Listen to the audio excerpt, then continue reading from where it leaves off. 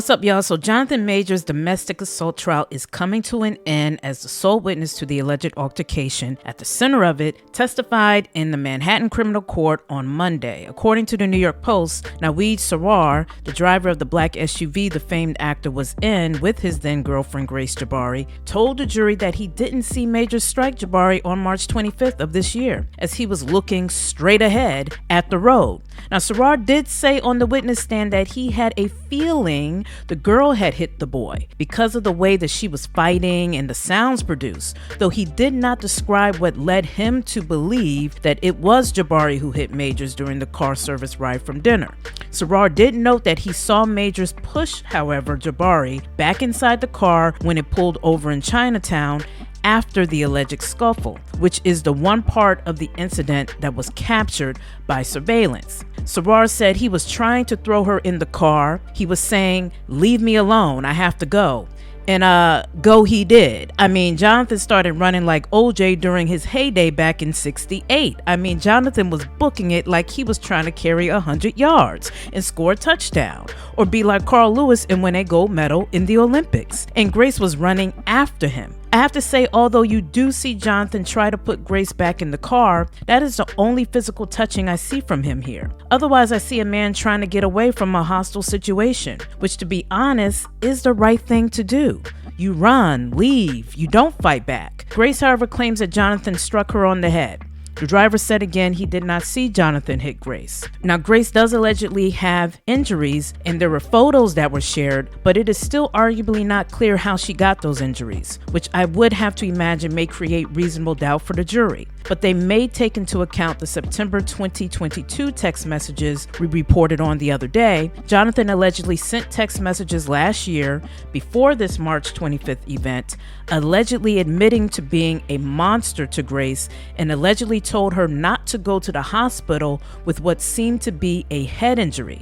That is not something that should be taken lightly, but it is also regarding a prior act that is not the subject of this case. This case involves what happened on March 25th, 2023. And from what I'm seeing, I'm honestly trying to understand why this was even brought to trial. I don't quite see Jonathan as the aggressor that night, at least with what has been shown to the public. He even left to go to a hotel that night. Again, sticking with what seemed to be his intent that night, which was to get away from Grace. And when he left, she allegedly went back out and spent some time at a bar. When Jonathan did return home, he found her in a distressed state and called 911, fearing she was trying to unalive herself. And he has also seemed to have concerns about her behavior in the past, as we reported before about him telling her he wanted her to be more like Coretta Scott King and Michelle Obama. Well, the actual audio, secretly recorded by Grace for whatever reason, was finally released to the public. Listen here.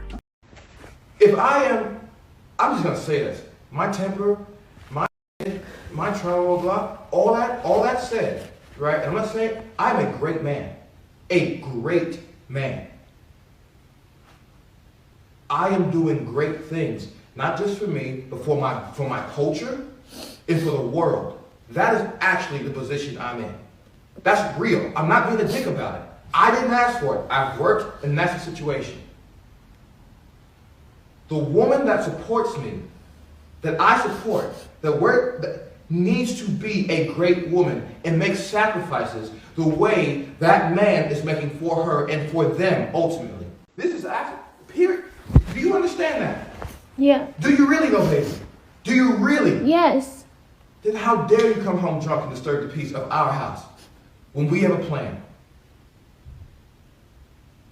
I would like to get to the point where your friends know what job I'm on and go, I think Grace is going to be out of commission.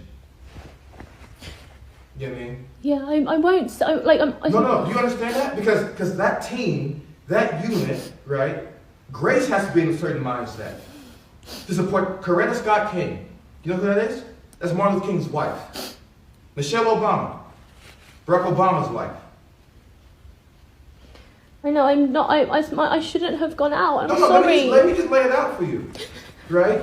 So when I listen to this audio, I do honestly take pause in him expecting Grace to be like two of our greatest Black female icons. Yes, but I also understand what he is saying overall. He knew his star was on the rise. He knew because of that, he would become extremely important to his culture. So with that, he needed a partner who would not be out here in these streets getting drunk or whatever. He simply needed a supportive, sober, responsible partner. He needed that good image. Well, I have to say that now that he is with Meagan Good, he probably has that type of partner he was looking for.